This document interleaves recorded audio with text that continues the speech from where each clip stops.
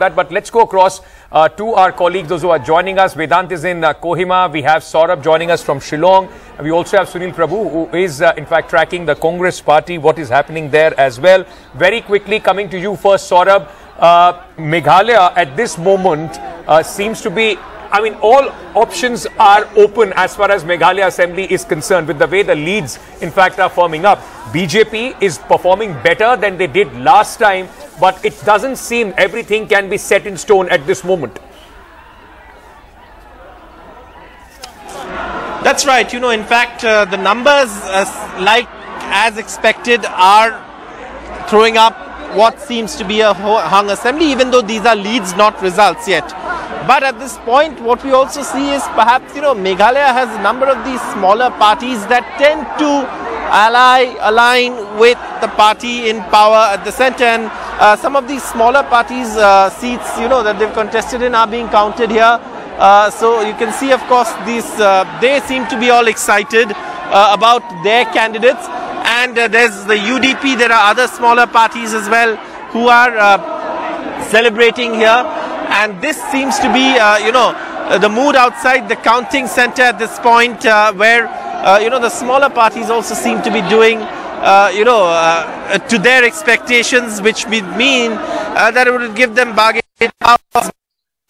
What clearly is the takeaway from the numbers we know is the fact that Conrad Sangma, who is from the NPP, his party seems to be holding on to the edge they had in the earlier elections in terms of numbers, even though it's that Conrad Sangma is emerging as the single largest party at this point. Given that the leads that we know of, they've already started making their plans. Leaders are, you know, looking carefully at what the leads are saying.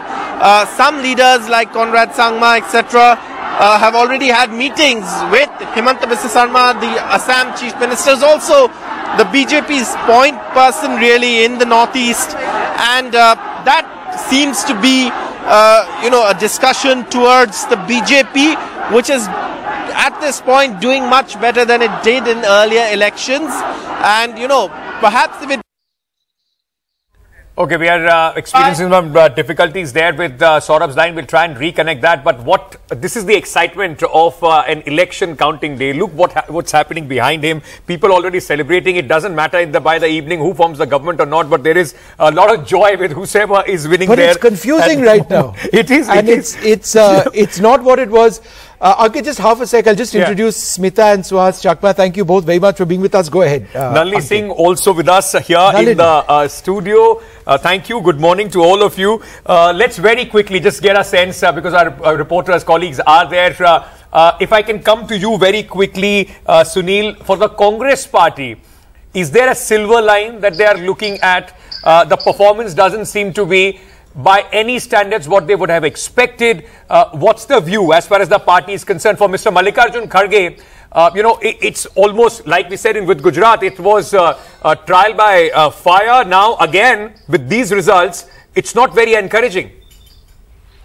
Well, what was the base? Let's go state after state. From Meghalaya, where we just saw Saurabh report, the Trinamool Congress had taken away the entire party. So they have you know, less than 40 years of age candidates contesting, and if I'm correct, they are leading in at least 6. So there is that's a huge, a big impact, because for the Congress it was starting from ground zero, and so that has been a little bit of an encouragement, because they were barring Vincent Pala, they really didn't have anybody else out there. Then let's go to the state of Nagaland. They were completely and totally diminished.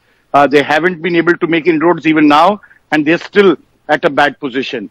In Tripura, they had really wanted to reach out to the you know, Pradyut to a great extent, to have an alliance. He was refusing to agree for an alliance, wanting everybody to commit to a separate state. The BJP not agreeing. Finally, he had to decide to go it alone, and the Congress deciding to work with the left parties, and that's a clear indication, something that has taken the party forward in terms of an alliance. Because there again, they were at ground zero in the last election. So clearly, for the Congress party, these are you know, initial steps. They've also realized from the Raipur resolution that they will have to work with like-minded parties. There's no leader, there's no leader projection, there's no Congress leading it, but everybody has to work on a day-to-day basis, and leader after leader across the states will need to speak to alliance partners, be it in, for example, Nitish, or for that matter, the DMK. One leader being assigned, speak to them daily to ensure that they forge that unity of secular forces and try to defeat the BJP ahead of the 2024 election. I just wanted to go across to Suhas Chakma. If you look at the Tripura situation, it's actually quite interesting at this stage. What seems clear, if you look at postal leads and rounds, together, then the BJP scrapes through. That might end up being the result as well. But the Congress and the left, with total leads at 16, it hasn't been a washout, unlike the other states, Nagaland and Meghalaya, where the performance certainly of the Congress hasn't been up to scratch. But they still maintain a certain presence over there. And if the BJP, with these results and leads coming in, or these leads coming in, it's not going to be a walkover in Tripura. I think that's clear. If they win, it'll be, relatively close. I think, first of all, BJP is a divided house in Tripura. That's the reason why Pratima Bhaumik is contesting the election, despite serving as a union minister. So everybody in the BJP knows whether it's Dr. Manik Shah or Pratima Bhaumik who will become the chief minister. So that's in the internal problems. And if you look at Tripura, even when CPM was in power for 30 years, opposition parties had always won 10 to 15 seats in the urban areas, which is the non-tribal dominated areas. So it's very natural that those seats will still be held by opposition parties. For example, Sudeep Roy Burman, he never lost the elections. Yes. Now comes Tripura Mota. I think we have to realize the tribal sentiments there, because Tripura at some point of time was a tribal majority state. And now it has become non-tribal majority state. So Tripuris have lost the Rajya, meaning the state. Now they have the Raja, and there is absolute loyalty. And if you go to Tripura, the support which the Tripura Mota has is unprecedented. So I would say that Tripura Mota at the end of the day should win between 15 to 20 seats at least. That's what Pradyup's expectations also were. I mean, we spoke to him, and that is what he kept saying, that out of those 20 I should sweep, and there are, apart from that, about 5 seats where tribals are the deciding factor on who wins, who does not. So he was expecting to do well there as well. But very interestingly, at this moment, the Congress and the Left Alliance have gained one, Vishnu. They're at 17. The 17, BJP at 30 and Tripura Mota at plus 12. Gone up to 18 now. 18. So can I then Smita Gupta suggests that the left largely has been able to hold on to their vote, to their cadre, and the Congress, well, may have just been able to supplement that with 1 or 2 seats. That was the limit that this alliance could have explored, and that's what they have done. At least that is how it's looking like on the papers right now. With Tripura Mota also, in fact, winning, because when we are talking about the tribal seats and everybody says it's the BJP's loss, remember, originally these seats were the left's bastion. Left started their journey in Tripura from the tribal areas. Absolutely. And, when you look at the left Congress alliance, the fact that the Congress is just a very minor part of that alliance, because in the last elections, I think they lost something like 35% of their vote. In fact, more than that. Their Congress from 42% vote came down to 1.5%. Yeah, that's... So almost 40% vote was lost. Because largely whatever was with the Congress, part of it I think went with Tripura Mota, because Pradyut Dev Burman was, after all, the Congress state chief of Tripura for a long time. So, I mean, of course, he has his, the loyalties of the tribals are naturally with him. Sure. But he was the main Congress leader there. So the Congress is, I think for the Congress, it's a very bad situation. I mean, the fact that they've tied up with the left. So, when you say Congress left, so you look at that 16, 17 seats. So, but for the left, yes, it's a happy sign that they still exist. Yeah. Vishnu, can I also suggest one very interesting thing? Just look at the numbers as far as Tripura is concerned, and Nalini, you can comment on that. BJP at this moment at 29, Left Congress at 28, Left Congress at 19, and Tripura Mota at 12. Statistically speaking, Tripura Mota and Congress Left, if they come together, they are in a position to form the government. They are at 31. Yeah, but arithmetic and politics are quite apart. No, but it's interesting that the BJP said no to Tripura earlier on when Tripura had approached them. Correct. They'd taken a decision that, you know, Tripura land or a separate identity of a geographical location, entity rather, would be unacceptable to them. But today perhaps the BJP would be a bit worried at that decision if these trends continue and end up being results. Yeah, I think Tripura Mota, as I agree with Suhas, that it can go up to 15 to 20, and that's when the BJP will really start thinking. Because also remember that Prashant Kishore has the assignment of Tripura Mota, as far as I know. So if that be so, then you can be sure that this 12, not only that, but Pradyut himself is an extremely hard-working person. But I would say, so BJP will worry later during this thing. You know, when your postal ballots were coming out, and I was watching, we know that you have the army, you have the civil service, etc. And we know how these, you and I, we've been on so many things together in the morning. We know which way they vote. They vote for the ruling party. But may I just step back for 20 seconds and say, this is an extremely eye-opening threesome, the elections today of the northeastern states. First of all, northeastern states assemblies are much more civil with each other. Conrad Sangma had told me that we go in three-piece suits and we say, begging your pardon, may I now interject? So that was the culture of the northeast. I don't know if it is so, but Mr. Sangma told me. Now, the thing of today is that of these three, two are predominantly Christian states. And the BJP is probably doing not too badly in each of these Christian states. Well, they're winning Nagaland clearly. Winning Nagaland, they sweep. I don't want to use these words just now because everything goes up and down. But okay, then the other interesting thing is that Tripura has a huge Bengali population. TMC is not a player, but it is a player in Meghalaya where there is a small Bengali population. So I would just like to say to you, and you know, just when I came in, I saw behind Saurabh, your reporter from, is he from? Shillong. He's in Shillong. There was a VPP banner I saw, and that is voice, I looked up quickly, and that is Voice of the People Party.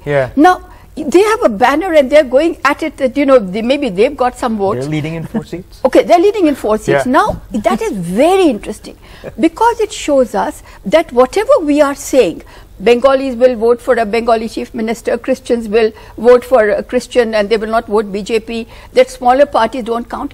Everything is standing on its head as you're looking at it just now. And I just want to complete that the BJP has taunted Sonia Gandhi saying from Rome, you are a Christian, etc. And look, Congress party is not getting anything, hardly anything in Nagaland or in Meghalaya, which is Christian population. So we must consider that the politicians are blindfolding us. They're putting masks on our eyes. And this is the reality. And also somewhere, I mean, it also tells you in northeast states, you know, this is an example, barring Tripura a bit, that individuals are more important than the party flag that they hold. People are winning largely because of, you know, the clan affiliations or the kind of, the voters that they have in their constituency. That is why it makes it easier for them to switch from one party to another without having the repercussions that you possibly would think. But you cannot ignore the fact that there is free food distribution. No, of course, and infrastructure has been made. So maybe that is going in favor of the BJP, which is doing pretty well. Okay, Nalini, just half a sec. We've got our reporters out on the field, Ratnadeep and Vedant with us. Ratnadeep, let's go across to you in Agartala now. Is the BJP a little bit more wary at this stage than they were perhaps 1 hour back? Because in as much as they appear to be edging in terms of leads just across the magic mark, it seems to be a lot closer, and Tripura is a real factor in Tripura one way or the other. And I think the noise of the BJP supporters has gone down behind him. Has the noise of the BJP supporters gone down behind you, Ratnadeep? That's right. In fact, the celebrations in the BJP camp has gone down. They are now more hooked to the their mobile sets and trying to do the calculations. They are the BJP supporters. सुबह आप लोगों का celebration चल रहा था. अभी दिख रहा है कि जो gap है वो घट रहा है. अभी BJP सिर्फ 30 सीटों में आगे है. क्या कहना चाहेंगे? अभी you can see here now the BJP supporters really don't want to talk about it. They're little depressed. सुबह से मैंने देखा था आप हिसाब रख रहे थे कि कितने सीटों में आगे हैं. जो अर्ली ट्रेंड दिखा कि एक बहुत आगे निकल गई थी बीजेपी, अब थोड़ा गैप रिड्यूस हो रहा है. तो आप लोग निराशा है या फिर कुछ डिसअपॉइंटमेंट? गवर्नमेंट हम लोग ही बनाएंगे, बीजेपी की सरकार ही आएगी त्रिपुरा में, 30 का पार चला जाएगा. ऐसे हमारा इधर बीजेपी की गवर्नमेंट है, बीजेपी की सरकार है कि आपकी जो अलायंस पार्टी है IPFT वो अपना खाता नहीं खोल पा रही है. ये एक झटका लगा है. बीजेपी नहीं, कोई झटका नहीं, बीजेपी सरकार गठन करेगा. क्या त्रिपुरा मोथा की सहयोग चाहिए होगी? सहयोग नहीं चाहिए, नहीं चाहिए. हम कम होंगे तब भी हम गवर्नमेंट बनाएंगे, बीजेपी की सरकार ही आएगी त्रिपुरा में. So there you are. One supporter says that if it is a hung assembly, then also they can form the government. So they are hopeful, but their celebrations have, clearly gone down. In the morning they were celebrating.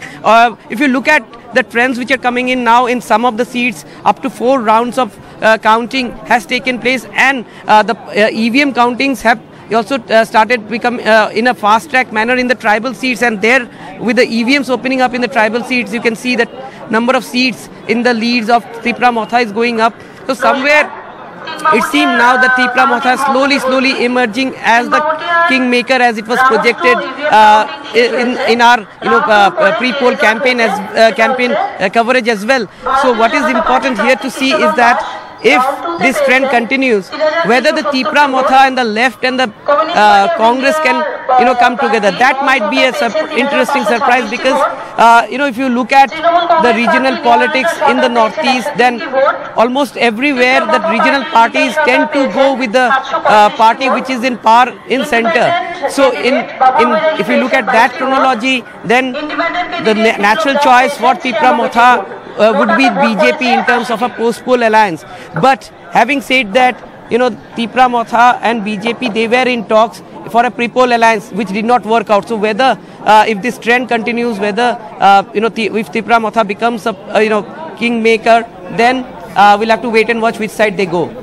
Vishnu, I was in Tripura, in Agartala for some times, and the palace, I mean, it's the most how do I say, iconic structure as far as Agartala is concerned. Half of it, more than half of it, is now a museum, and the other part where Pradyut lives.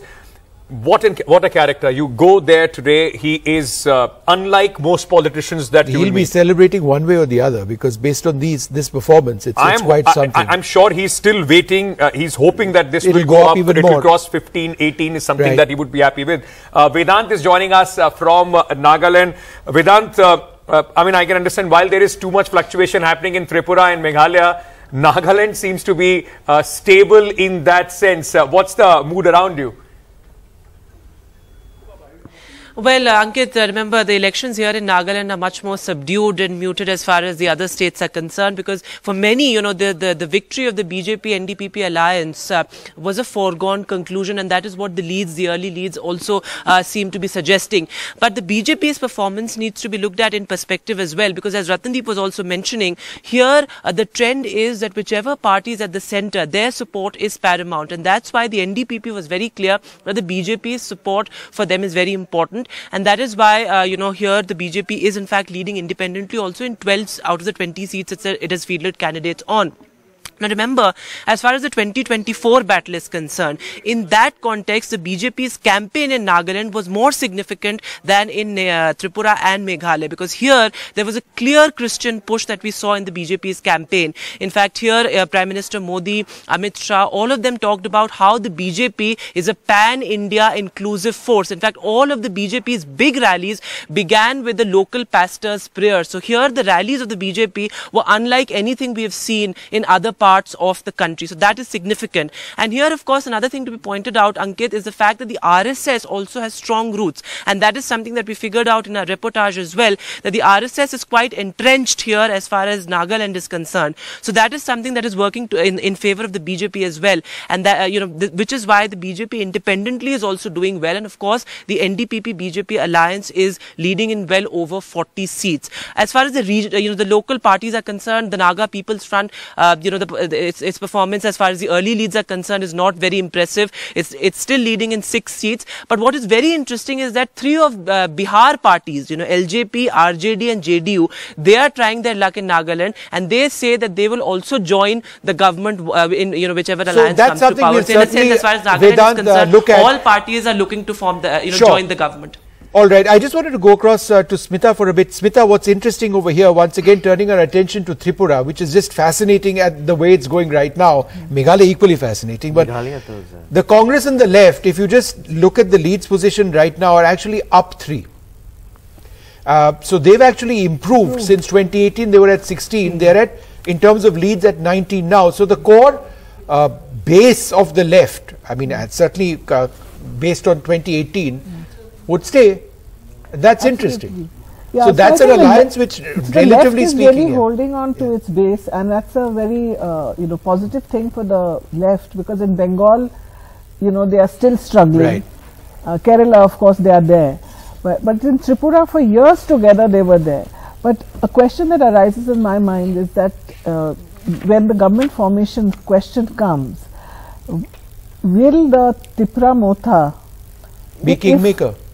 Be kingmaker. It will be the kingmaker. It looks like at this moment it seems to be, because leads now only 28. But will they be able to go with the BJP, considering that their main demand is for a separate state? Region, will the BJP be willing to accept that? But Nilanjan Mukhopadhyay, if I may say, what is the option? I mean, we have seen, at least recent history will tell you, if there is a fractured mandate, and sometimes even if there is not a fractured mandate, BJP walks away with the government. You can call it the pull of the center, or the other allegations that the opposition parties make of being forced, and the enforcement agencies, so on and so forth. At this given point, for any kingmaker in any state, does it become very, very difficult to anger the Bharatiya Janata Party's force? 2 things. One is that in the immediate context of what you are asking, it has been said for a long time that in the entire country, especially where we have very tight contests, but especially in Northeast, you first have elections, then you have defections. So that has been the sequence. So I do not think that post-verdict government formation will be determined on these figures, the final figures. Even at the moment we don't have. So let this be the rider. What we are looking at, taking a macro view of how these elections are going to impact national elections, because in terms of national impact it is minuscule. But there is a takeaway narrative. Now in 2018, this is, we forget, at that time the main story at the conclusion of the 3 states was that the BJP had come from 0 to reach a zenith. Shunya se shikhar, that was a slogan of the BJP. The question in this entire election is that will it retain its shikhar position or not? Consolidate. At the moment, it appears that it is not. So there are, if this continues, there are actually takeaways for the BJP as well as for every political party. The rise of the Motha is very significant because it shows that even within a relatively stable Tripura, let's not forget that Left Front ruled it for several decades, very stably, except for one period after 84, I think, if I'm correct, when the Congress won on the basis of the Indira Gandhi's assassination. There are issues which have not really been sorted out. There is a sentiment of not getting enough as far as the tribal population is concerned. So we still have to look at it, but I think there is going to be a lot to talk about beyond this verdict. Nirja, just adding to that point, if you look at the BJP and its allies, now most of these have come from the BJP itself. Its alliance partner, the Indigenous People's Front, has done pretty badly. I mean, they didn't seem to be picking up anything. The Congress and the left have actually gone up. They were up 3, it's down to 2 now. Tripura is the big factor we've been speaking about. But if you look at others, there is only 1. So in a post-result situation, if the BJP were looking for support, it would have to be from the Tripura, most likely, right? Assuming the Congress and the left can actually hold their flock together. And so is Tripura Motha. I mean, the challenge, it would be for every political party to hold their flock together. If their people stay with them, that possibly is going to Because Congress and left plus Tripura actually does go over the magic mark. Yeah, right now. Yeah, absolutely. I think, given the fractured mandate that both Meghalaya and Tripura are likely to throw up, I think it is anybody's guess which party will break, depending on who the single largest is, whether they'll be able to take the initiative and reach out to these parties. And as Conrad Sangma said few days ago, it was very interesting, that every option is going to be open. What is going to matter is what will give political stability to Meghalaya. So that political stability, and I think working with the centre also always has been a factor as far as northeastern states are concerned.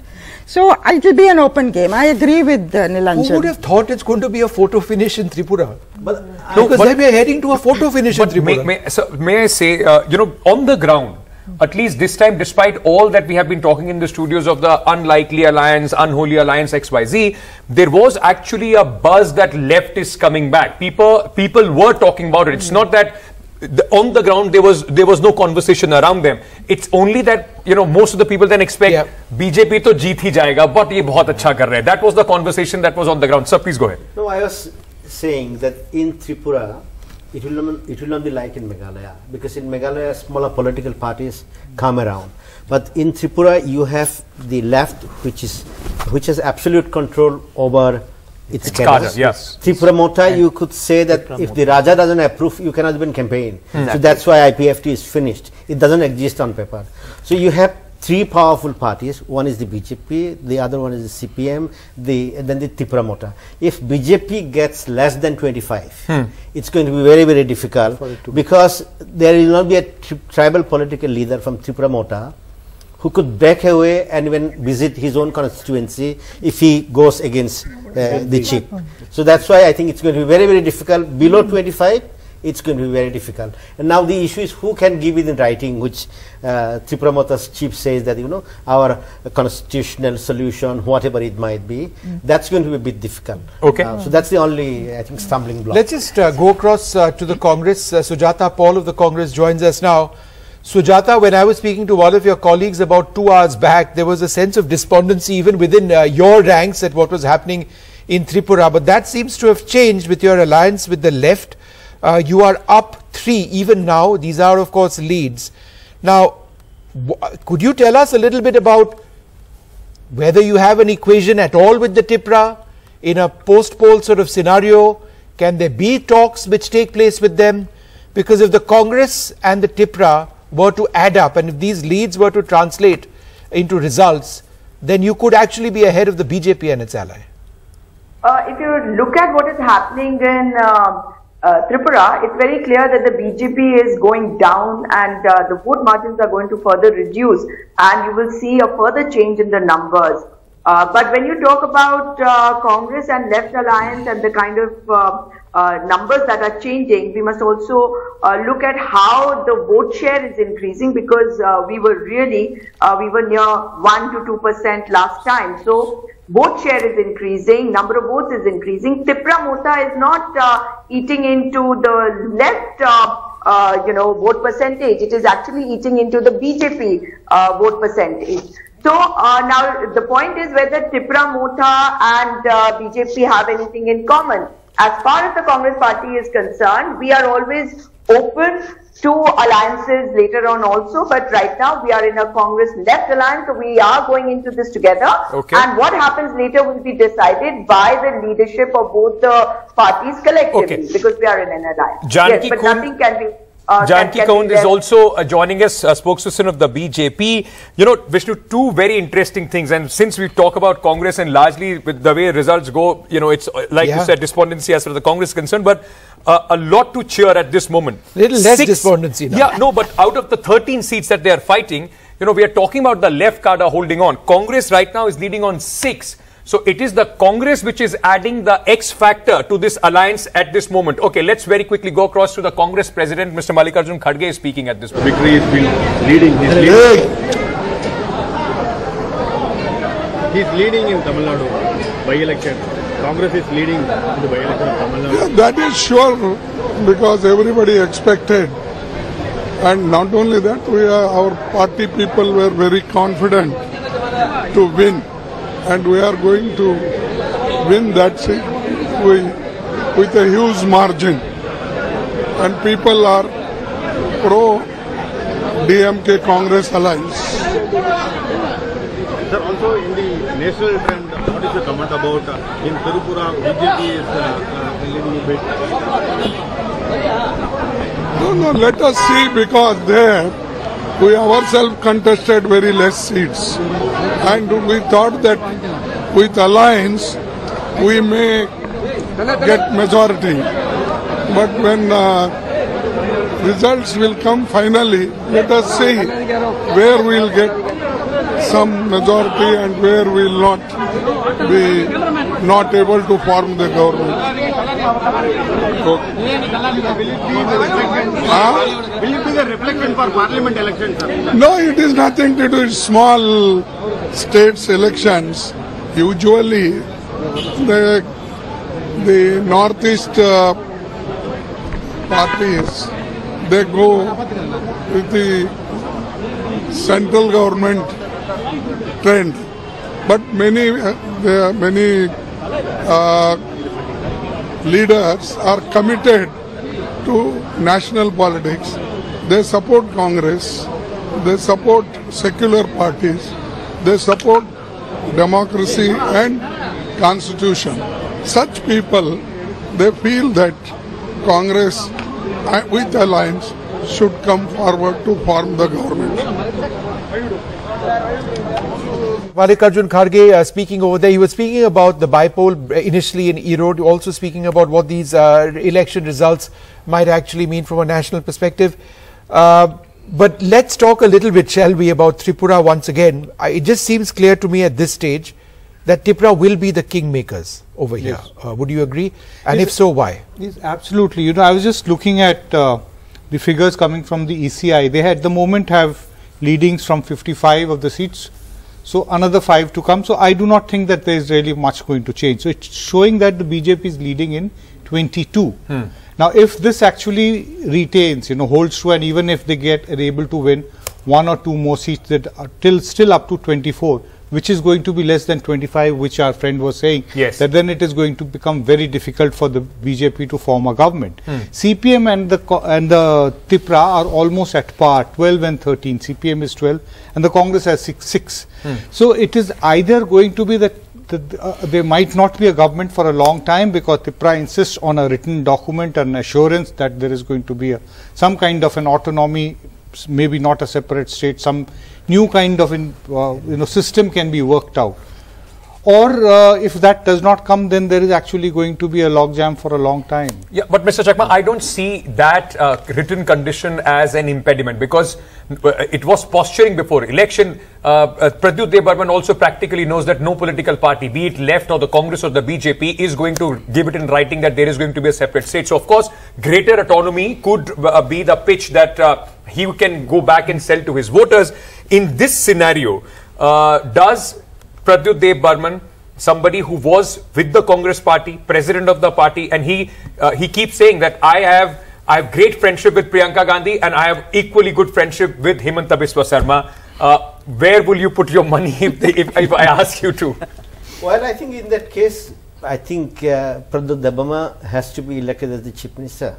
And one of the reasons why he did not go with the BJP is the fact that BJP was insisting on its chief ministership. So he did not contest the election, and I am sure there are enough guys from the Tripura Mota who will give up their seat and ask him to contest the election, and he will win hands down.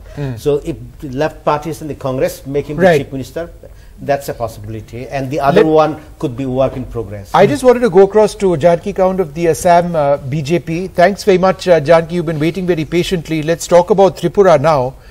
The numbers keep going up and down in terms of your leads position. It's 30 now, but some accounts suggest that it's a bit lower, whereas the Congress left and Tripura together are within striking range. So it's not going to be a sweep for the BJP. I mean, are you reconciled at least to that Tripura, it's not going to be a sweep for you, it will be a photo finish? The 45 plus target is not being achieved. Janki, go ahead. Yes. No, Janki, I was just asking you about Tripura. Now, if you take a look over there, it's not going to be a sweep by any means. It's going to be very, very close. So how would you react to that? See, right now the figures that are coming in, you cannot freeze in on any of the figures. This will go up and down. I'm not sure it's going to go up very much more, Janki, because most of these are now actual rounds being counted. Right now it is showing 30 BJP plus. So by the end of the day, we are very confident that we are going to secure absolute majority. So we will be forming government on our own like last time. And there are many reasons for it, you see, because the consolidation of our position has been stronger than before in the last 5 years.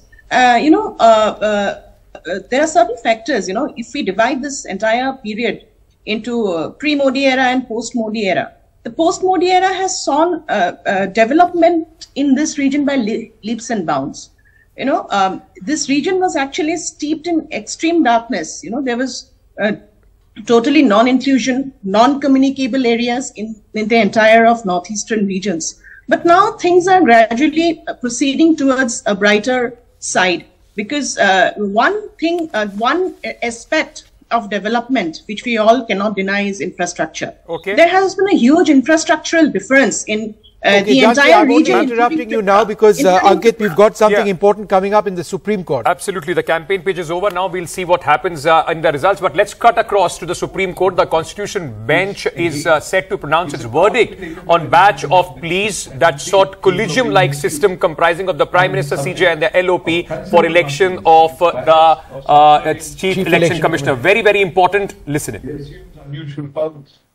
Its writ lies across governments over the length and breadth of the country. Officers of the government who come under its charge become subject to the superintendence of the Commission. The fate of political parties and its candidates, and therefore of democracy itself, to a great measure is allowed to rest in the hands of the Election Commission. While there may be officers who assist the Commission, vitally important decisions have to be taken by those at the helm of the affairs. It is the Chief Election Commissioner and the Election Commissioner at whose table the buck must stop. It is in this scenario we bear in mind that when a decision is taken, the process of holding of the poll, that subject to the proceedings which are initiated in courts, which conduce to the effective holding of the poll, any proceeding which seeks to bring the election process under the shadow is tabooed. The significance of this aspect is that it adds to the enormity of the powers and responsibility of the Election Commission, awaiting the outcome of the poll to question the election before the tribunal may result in many illegal, unfair and malafide decisions by the Election Commission passing muster for the deed. Once the election results are out, the matter is largely reduced to a fait accompli. The basic and underlying principle central to democracy is power to the people through the ballot. Abraham Lincoln declared democracy to be government of the people, by the people and for the people. A political party or a group or a coalition assumes the reins of governance. The purpose of achieving power is to run the government. No doubt, the government will be run in accordance with the dictate of the Constitution and the laws. Political parties, not unnaturally, come out with manifestos containing a chart of promises they intend to keep. Without attaining power, men organized as political parties cannot achieve their goals. Power becomes therefore a means to an end. The goal can only be governed so that the lofty aims enshrined in the directive principles are achieved while observing the fundamental rights as also the mandate of all the laws. What is contemplated is a lawful government. So far, so good. But what, however, is disturbing and forms, as we understand, the substratum of the complaints of the petitioner is the pollution of the stream or the sullying of the electoral process which precedes the gaining of power can hence justify the means. There can be no doubt that the strength of a democracy and its credibility and therefore its enduring nature must depend upon the means employed to gain power, being as fair as the content of the government after the assumption of power by it. The assumption of power itself through the electoral process in the democracy, in the democracy cannot and should not be perceived as an end. The end at any rate cannot justify the means. The means to gain power in a democracy must remain wholly pure and abide by the Constitution and the laws. An unrelenting abuse of the electoral process over a period of time is the surest way to the grave of the democracy. Democracy can succeed only insofar as all stakeholders uncompromisingly work at it. And the most important aspect of democracy is the very process, the electoral process, the purity of which alone will truly reflect the will of the people. So the fruits of democracy are truly reaped. The essential hallmark of a genuine democracy is a transformation of the rule. All right, so we'll come back to those very important developments in the Supreme Court, but isn't it just fantastic that in certain cases being heard by a large bench, I believe a constitution bench, that, you know, these are live broadcast, and, you know, if this is not a victory for transparency and the spirit of democracy, then what is? But it is complicated, but just as a summary for our viewers, what you are looking at is the Supreme Court Constitution bench set to pronounce its verdict. I think that process has started on a batch of pleas that is sought for a collegium-like system which comprises of the Chief Justice of India, the Prime Minister and the Leader of the Opposition in selecting the Chief Election Commissioner and Election Commissioners. This is a process, and the verdict will actually define a great element in our election process and in our democratic process. The bench comprises of Justice K.M. Joseph, Justice Rastogi, Justice Aniruddha Bose, Justice Hitesh Roy, Rishikesh Roy, and Justice Ravi Kumar as well. So there are possibly separate views which may be expressed, and just reading out the orders may take time, but there is counsel who are also being heard at this stage.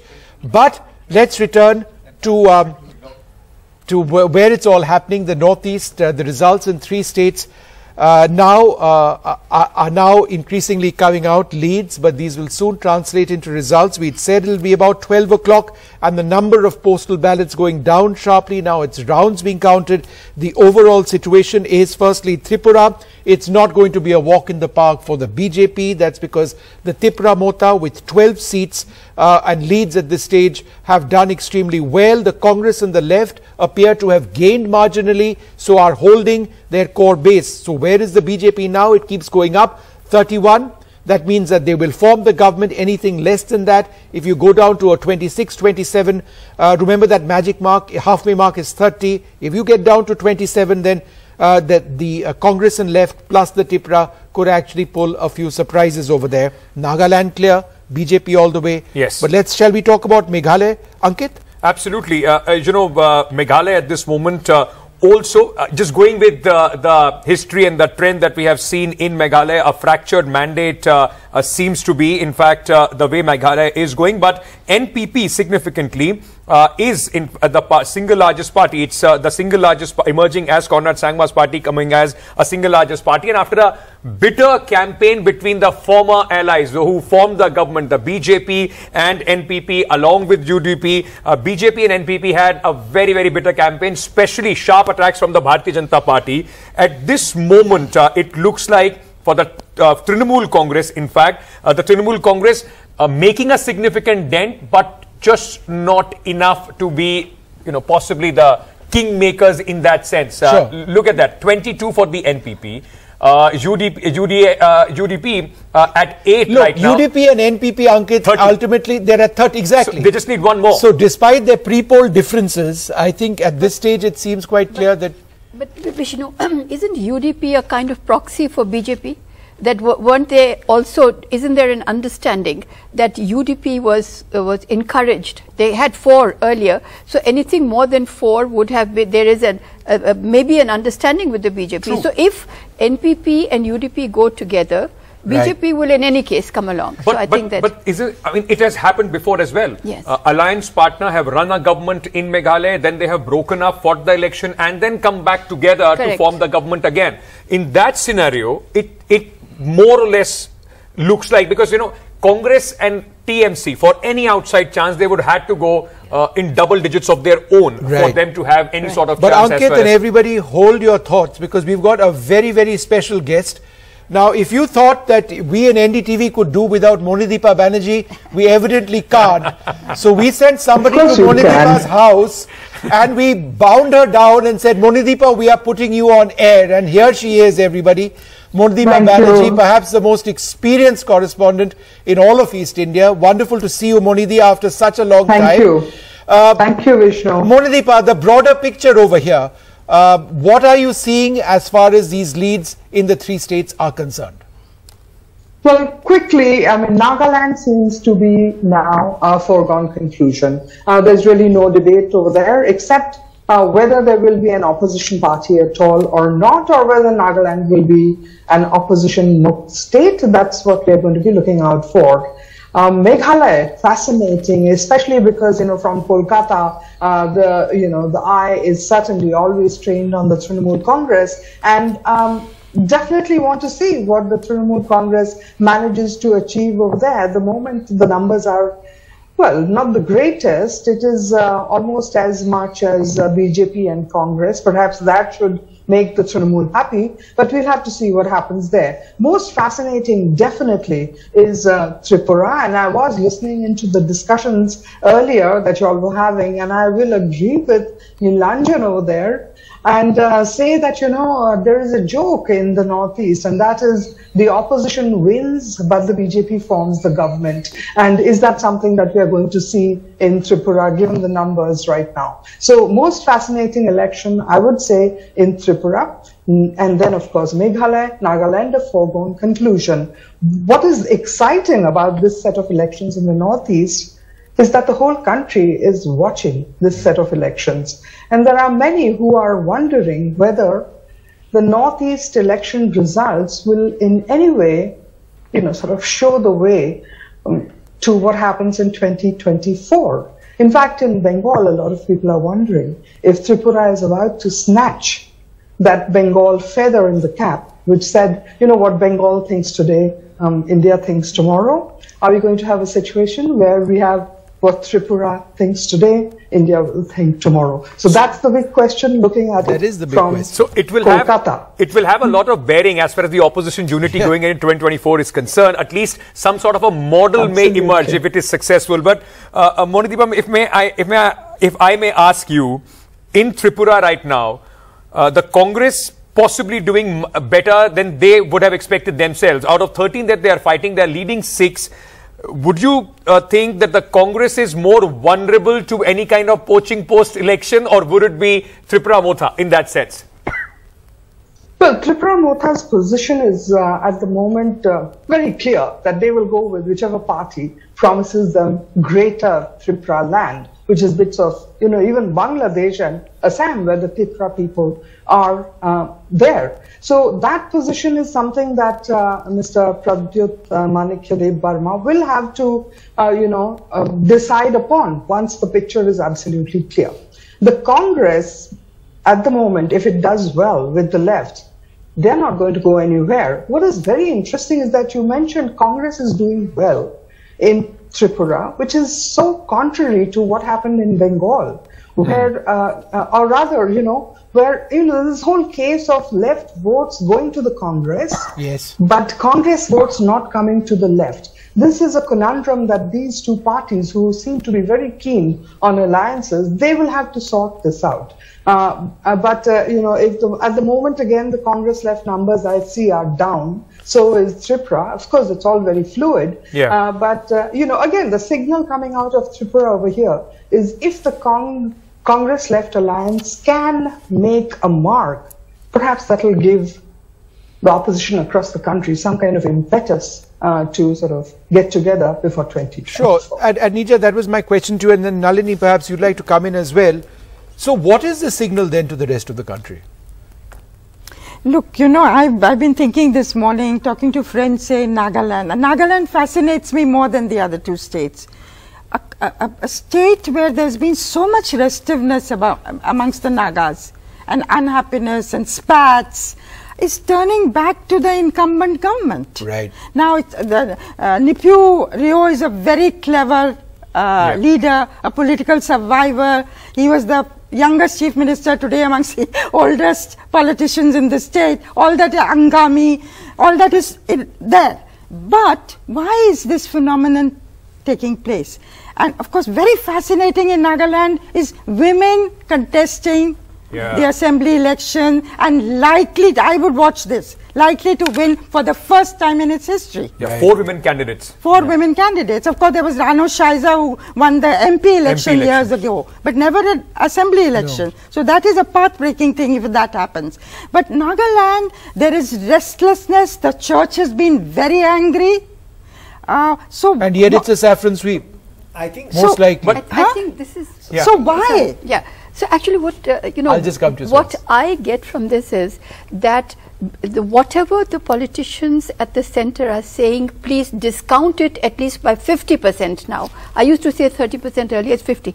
What the 2024 the scenario that emerges is that a regional party as a nucleus and a national party as something which is buffeting it, that this seems to be something that the voter will not ignore. So that is one. The other one is that when the central parties pick up something which is very emotional, like dynasts that they have been coming along, please look at all 3 states. Yeah. We have got dynasts even in Nagaland. Naifuriu's brother has been a deputy speaker. He is an MLA. He is now an advisor to his own brother. Officially, you look Conrad Sangma, the Sangma's own Meghalaya. Then you look at Tripura. You've got the dynast of dynasts. You've got the royalty over there. So what I would say is, now begin to discount. And today, if I may say, and it's going to sound a bit crude, that whichever party wins, at least in 2 states, they will celebrate with beef. They will celebrate, their dinner will be constituted of beef. So what are we talking about? And there will be no talk of religious conversion. No, and also no talk of religious conversion. So what I'm saying, for me, whatever the rhetoric now of saying, whatever, when you are taking down and you're taking down these 5 or 6 points, please now ignore them, because the voter knows something else. Regional parties are very important. Precisely, Mr. Chakma, that is the reason what I'm saying. Except Tripura, both the other states, can this be called a victory for the BJP in that sense? Because it is the regional parties, largely as Nalini is saying, which are giving the impetus. I mean, look at Nagaland. Large number of seats, of course, were fought by the NDTV, and they are performing extremely well. So the nucleus, of course, are the regional parties, and the BJP then comes in with, high-flying election machinery with a lot of resources to, in fact, consolidate those gains. In that sense, can this have some large, broad strokes takeaways for the Bharatiya Janata Party nationally?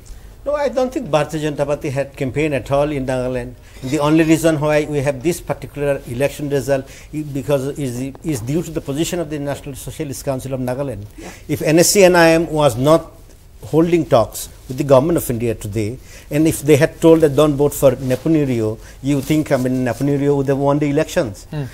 Please remember, in Nagaland, I think it was in 1998, when the NSCNIM said that nobody should be able to contest elections. Yes. Only this particular candidates will be able to contest the election. And I think the only guy who put some candidates was George Fernandez, Samata Party. So NSCNIM plays the critical role. And one of the reasons why there is no contest whatsoever, because talks are possibly at a stage where they don't want to, disturb each other. So we've also got Sanjay Kumar with us, CSDS. Thanks very much. One of India's finest psephologists with us. Just in terms of the Tripura situation, the BJP and its allies now at 33, just above that halfway mark. It's not really gone down as it was at one stage. It's a complete walkover for the BJP and the NDPP. The NDPP being the principal party in alliance member in Nagaland, so that's going to be a saffron sweep. Meghalaya needs a lot of analysis. We're going to do that. The NPP is at 26. The UDP is at 8. The NPP and the UDP do have had an association in the past, but the BJP hasn't done all that well. But where does it stand? The Trinamool Congress is actually got as many leads as the Congress and the BJP. Yeah, but Vishnu, largely if you look at, Meghalaya, if this stays, then it's very, very clear. I mean, there is no other permutation combination that without the BJP. Even with the BJP, I mean, see, 26, post 25, NPP plus who? NPP plus UDP and BJP. Professor Kumar, I mean, that is how. But why not NPP plus UDP without the BJP? But then why would they? Why they would want to take the advantage of the being center, with the center? With them. Let's talk. They want to take the help of the center because there is a way of working with the centre. You know, there is a patron-client relationship which the BJP has very comfortably taken over the Congress system which used to exist within the Northeast, and that has been the success of the BJP. And I see no reason for either of the two parties breaking that. Sure. Professor Kumar, your initial thoughts start with Meghalaya. No, I think we were talking about who can align with whom. If you look at the electoral history for the last 5 years, 7 years, we have seen strange combinations being formed. There was a government of BJP with PDP in Jammu and Kashmir, and we can keep naming different states of different kinds of combinations. So very difficult to make a prediction that party A and party B cannot align. There is all possibility of different kinds of alliances being formed if you need to form the government. So I don't rule out different kinds of combination, because Meghalaya is certainly heading for a hung assembly, and parties would need to come together to form the government. Let's see who is going to form. Do you believe it's inevitable that the BJP would be part of the formation that comes to power in Meghalaya?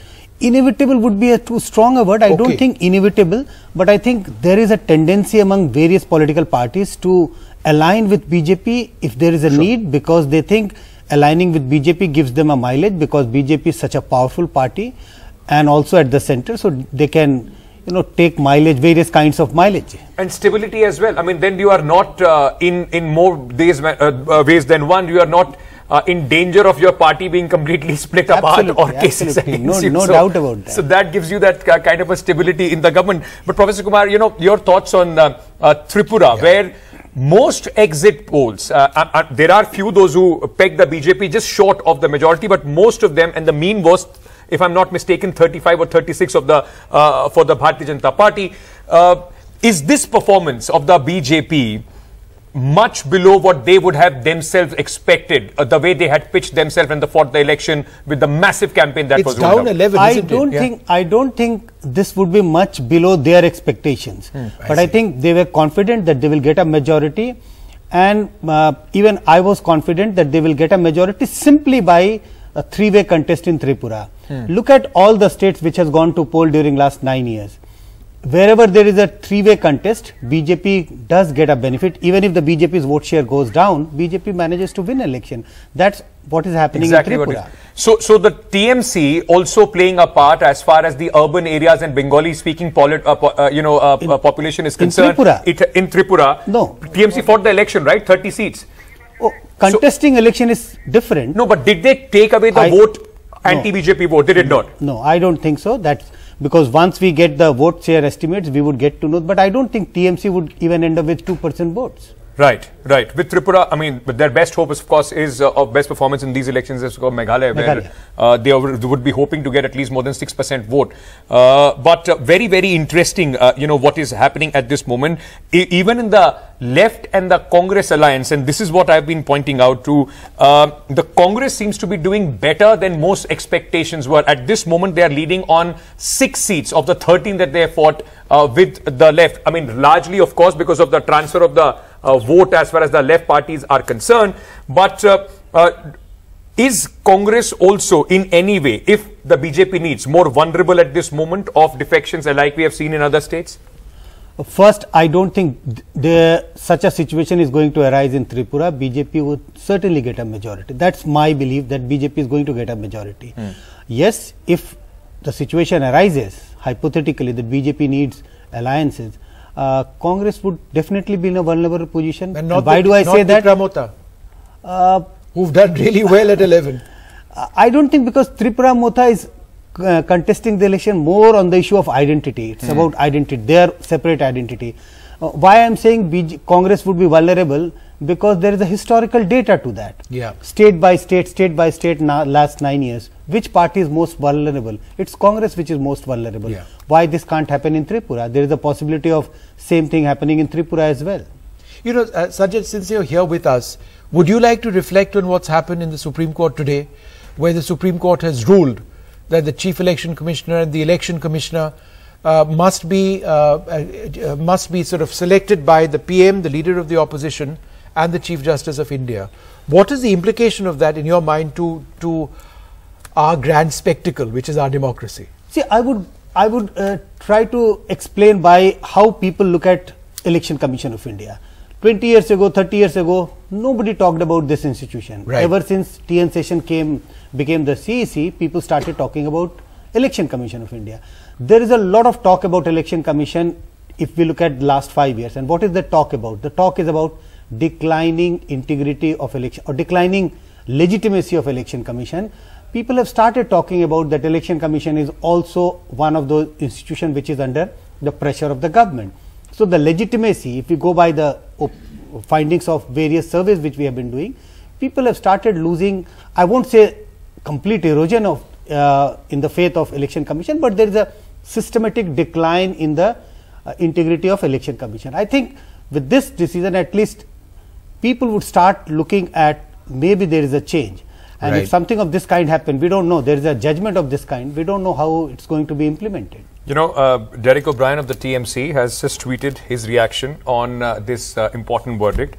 And in this he has said, so extremely compromised, that is EC, he in brackets can again strive to become extremely competent, again EC in brackets, on the decision that has come out at this moment. So like we were discussing, the opposition will feel that there is at least a narrative that they can build against the government with going. It's a huge moral booster for the opposition. It'll apply in West Bengal too. Yeah. So the question is, that there are two things which happen. We are going to have elections in Karnataka, and then again rest of the year we'll have in 5 states, important 6 states. Mizoram is also there.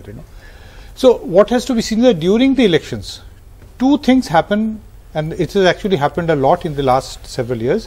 One is that during campaign, one set of the same law is used against one set of people and against the other set of people. This hate speech business. Some people are always penalized for making so-called alleged hate statements, and the others are allowed to go away. The other is this thing, something which has been felt by a lot of people, is campaigning on the day of voting.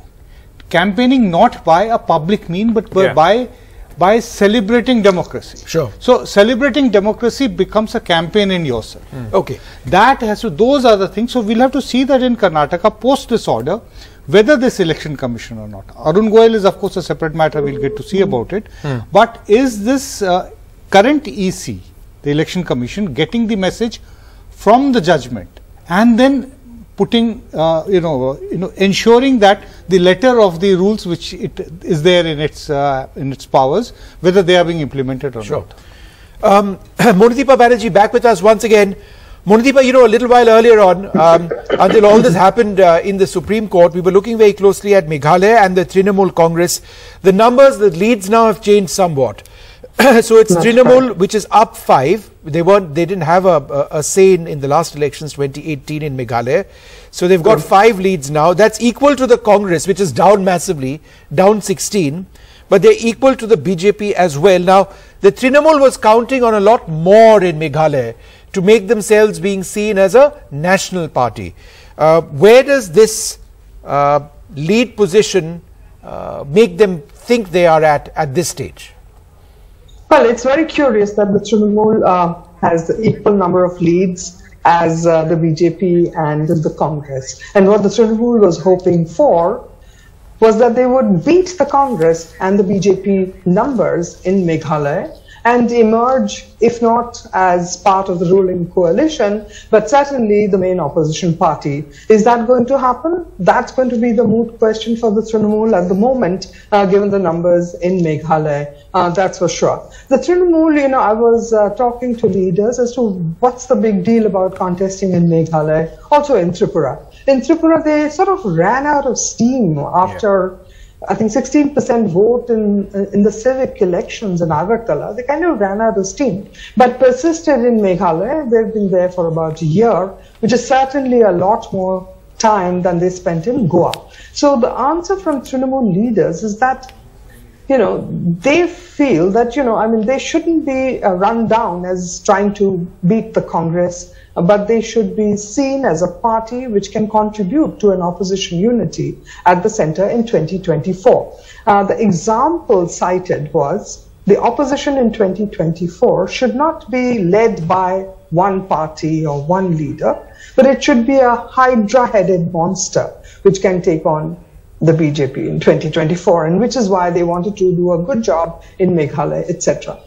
Whether that's going to happen now, at the moment, looks like a big question. 5-5-5 at the moment for BJP, Trinamool and the Congress in Meghalaya. Just one line I want to add, and that is on the whole Supreme Court judgment, and that is I just feel that what the Supreme Court has done today is in a way refreshed the definition of a healthy democracy.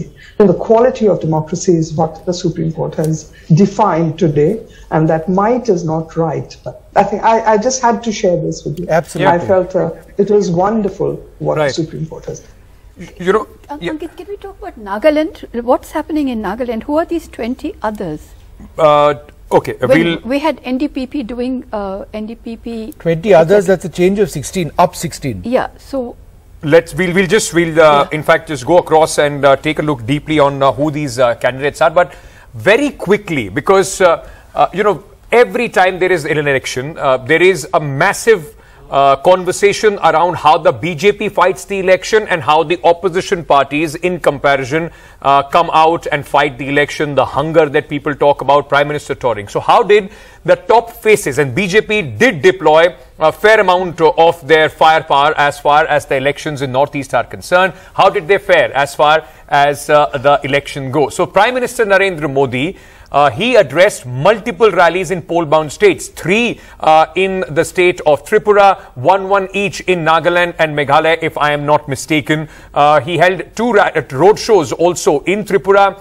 He held road shows in Meghalaya and Nagaland as well.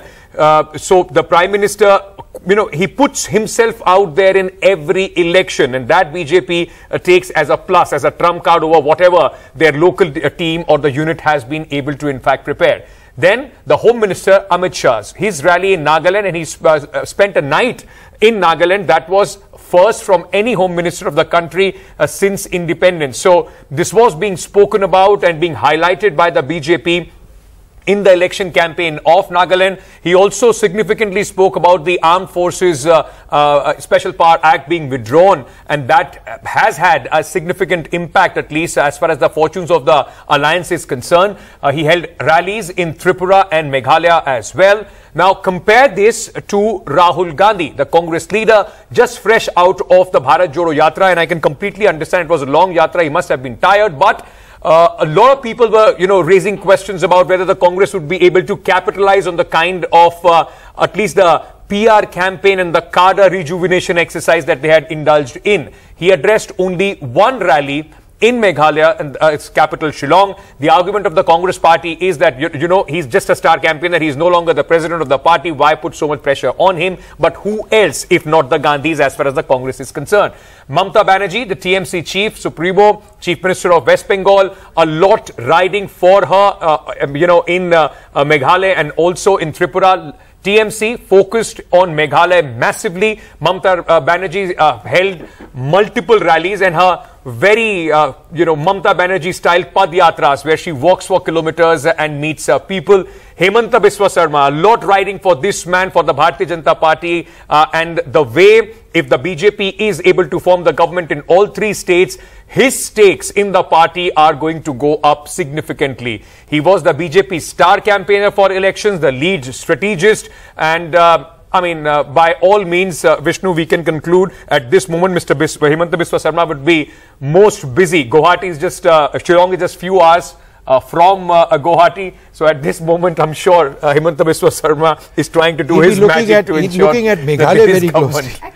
Actually, this is a very good question. What will happen to the status of Hemanta Biswa Sarma? So Tuesday he met Conrad Sangma, as you know. The status nationally or internationally or interplanetary, to the status, because if he wins these 3, if he doesn't win these 3, that would be something which we have to look at apart. But I'd just say, just going back to Nagaland, just doing a very quick check. Yeah. Lok Janshakti Party, the ones that are leading, LJP, Ramvilas Paswan, NCP, JDU, RPI, Athawale. So we've got these parties also with one. But they have always fought a few seats. Always these symbols have found somebody, taking the symbol and fighting the election. Basically, symbol and status.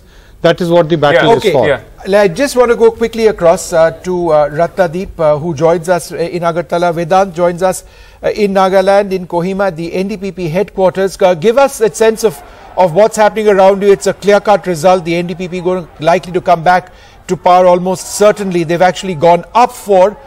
So celebrations already. What are you seeing? Well, Vishnu, as I had pointed out earlier as well, that celebrations, etc. Very, I mean, it doesn't really happen here as far as Nagaland is concerned. It's all very choreographed. But the real story here, of course, as you guys were discussing just now as well, are the smaller parties, and they are likely to also join the government. That is going to be interesting because, as you were discussing, the LJP, the NCP, the RJD, JDU, all are leading in 2 seats each. Now that is huge because remember, so far, of course, the Naga People's Front was the only party other than the BJP NDPP alliance which was able to make a mark till now. But these parties have now emerged. In fact, we also saw how Nitish Kumar in also a statement said that these parties, the Bihar parties, are going to emerge as kingmakers in the Nagaland election. Now, that's not going to happen, of course, but the fact is that they are leading in 2 seats each, and they will be part of the government as well. In fact, we were also told by sources that the NDPP is also in touch with these smaller parties other than the BJP and looking to take them on board as well. However, as of now, the NDPP BJP alliance looks very strong, leading in well over 35 seats right now. So as far as the activity here is concerned, the Chief Minister is expected, the incumbent Chief Minister is expected to address a press conference in about an hour from now. So things are looking good for the BJP NDPP alliance. The BJP in charge for the state has also flown down to Nagaland. In fact, Temje Mimna Along, who's the president of the BJP here in the state, also expected in Dimapur any time from now. Okay. You wanted to make a point, yeah? Yeah, I was just talking about the smaller Bihar parties being considering themselves as kingmakers, but they can only make the BJP king there. What kind of impact does? But we saw that in the last assembly as well. There was zero opposition in the assembly. Everybody was supporting. My point is that these parties are nationally they are opposed to the BJP. But I don't think so that Mr. Nitish Kumar or anybody, Mr. Athawale himself would have that much hold on these MLAs. I mean, they can switch anytime they want. I'm just saying it's a comment. But let's go across from the quite serene surroundings that Vedant was in Kohima to the a lot more colourful and loud surroundings that Ratnadeep, our colleague, finds himself in Agartala. Ratnadeep, celebrations again for the BJP. Last time they were quiet. Are they making some noise now? That's right. They are making some noise. You can see here the BJP supporters once again a bit jubilant. You can see those colors being now bursted. Crackers were being bursted. Means again they're chanting their slogans. This is because now they realize that their party is going to be the single largest party in this election. That's the trend that we are getting, and they're hopeful that they will be crossing the magic number as well. In fact, at this moment, as they lead in more than 30 seats, but the counting is taking place. About 4 or 5 rounds are over, so around 4 rounds in each of the constituencies are left. So therefore, this is like halfway mark in most of the bigger constituencies. So therefore, the BJP supporters are hopeful that this trend would continue and they would be able to cross the magic figure of 31, and they're hopeful that they can form the government of their own. However, the biggest news which is coming out of Tripura is the fact that Tripura Motha party is now emerging as the second largest party. It is ahead of the left and the Congress in terms of the seats that they are leading. So really what is important here to see is that the left and the Congress really could not perform the way they had claimed, and therefore it seems that the BJP is inching towards the magic figure, and Tripura Motha party really creating the impact, becoming the main opposition party it seems. But more rounds are left, so we have to wait and watch. All right, more rounds are left, but I think the writing is increasingly on the wall. We're going to take a short break, come back to the very latest, the elections in Meghalaya, in Tripura and in Nagaland. Now, Nagaland clean sweep for the NDPP. Tripura, it's pretty close at this stage, it appears. The BJP will, if these trends continue, come to power. It's Meghalaya, which is interesting because there are smaller parties involved over there as well. But let's just see how that goes. It appears that Conrad Sangma will be safe one way or the other. We'll take a short break, come back with the very latest.